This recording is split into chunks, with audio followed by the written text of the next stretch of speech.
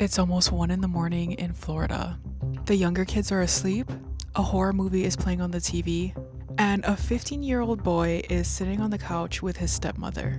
His dad is working a late shift, so he won't be home for hours. No one is supposed to know what happens next, but someone comes home early.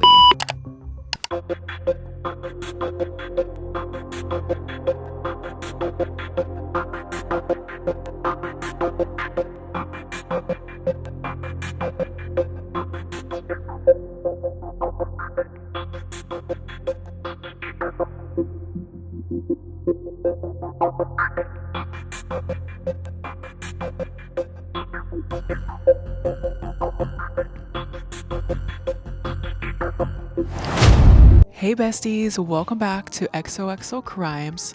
I'm Kristen, and today we're going to be talking about a case that went absolutely viral, and for a very good reason.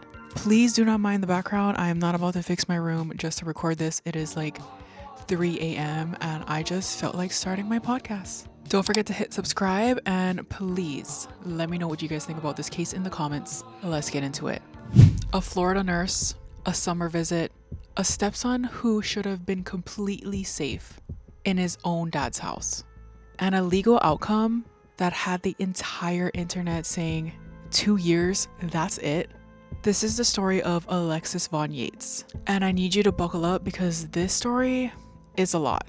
Let's start with who is Alexis Von Yates. Alexis was 34 years old, living in Ocala, Marin County, Florida. I hope I pronounced that right. Sorry if I didn't.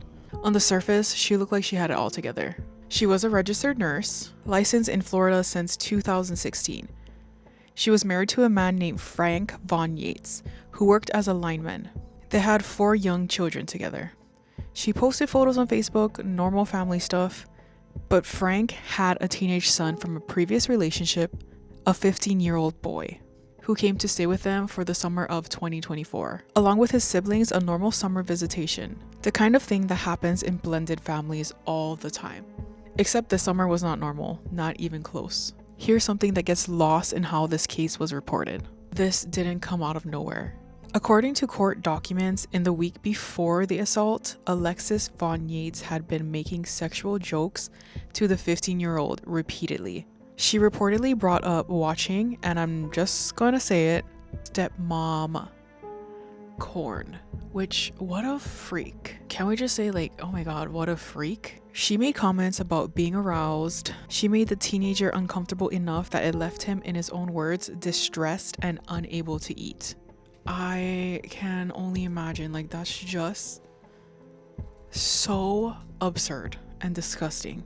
At one point, she looked at him and said, "I wish you were 18 because you're not old enough." She said this to a child in his father's house, where he was supposed to be safe. The victim's mother would later stand in a courtroom and call this exactly what it is: grooming. Capital G, okay?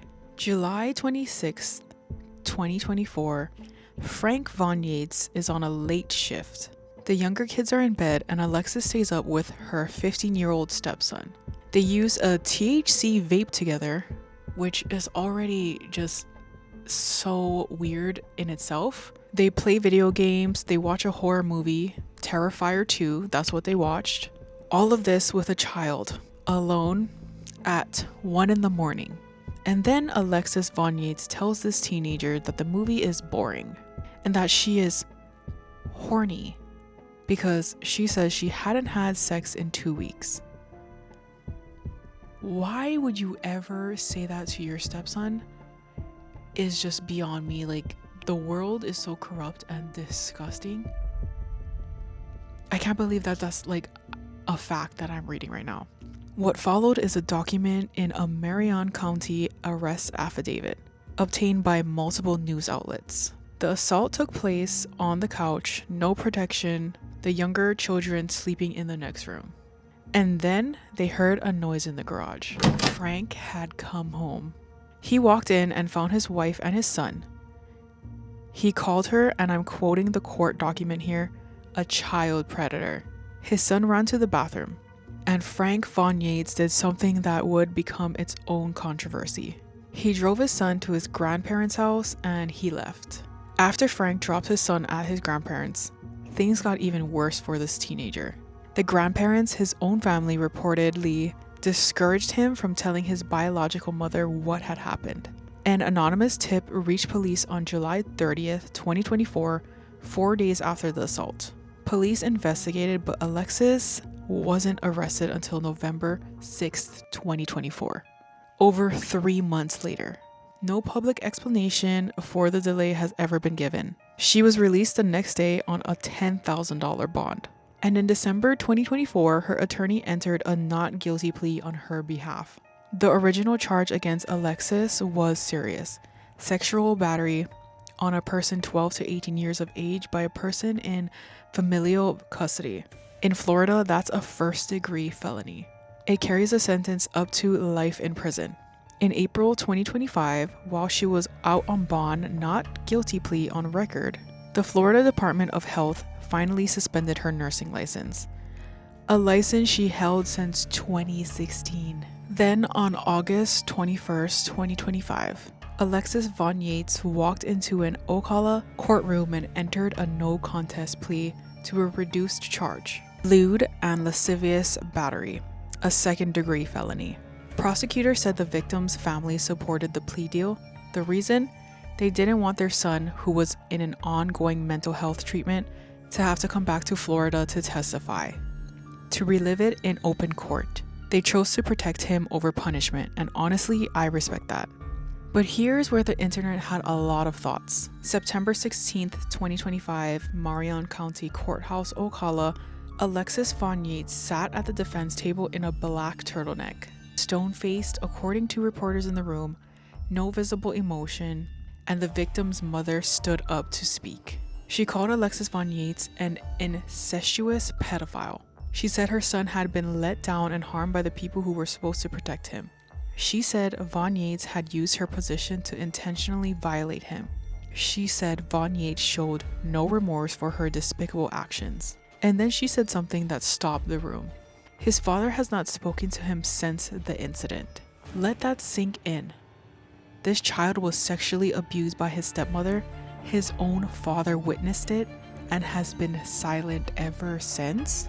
Judge Timothy McCourt sentenced Alexis to 2 years in state prison, followed by 2 years of community control and 10 years of sex offender probation, 200 hours of community service, fines to a rape crisis program, and a child advocacy fund. She was handcuffed, fingerprinted, and taken into custody on the spot. The original charge should have sent her to prison for life, but she only got 2 years. This is the judge's stated reasoning in court.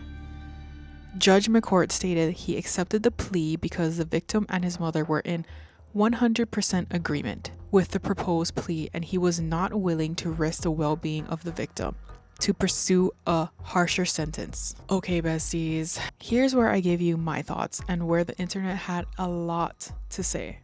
Because the double standard conversation is real life, if a 35-year-old man had done this to a 15-year-old girl, his stepchild, would 2 years have ever even been on the table? I don't think so. Then there's the father, Frank Von Yates. He walked in on the assault happening. He called her a child predator to her face, and then he drove his son away and reported it anonymously and has not spoken to his own child since. He has not been charged with anything, and I think that's absolutely wild. And I think it's absolutely crazy how he has not checked in or spoken to his son. I think that's extremely weird and actually a little suspicious. And the grandparents who told that teenage boy not to tell his mom, also no charges. That's a little wild. The question a lot of people are asking is who else failed this kid? Alexis Von Yates will serve her 2 years. She will be released as a registered sex offender. She has lost her nursing license, her marriage, and whatever life she had. The boy she violated is in mental health treatment. His father hasn't called. And somewhere in Florida, a teenager is trying to put himself back together, while the woman who broke him only gets 2 years. She will literally be out in 2 years. Anyways, that is the case of Alexis Von Yates. If this episode hit different, share it with your girls, follow XOXO Crimes wherever you listen or watch, and I'll see you in my next one. Please comment down below your thoughts and opinions on this case. I would love to know. Stay safe, stay smart, and as always, XOXO.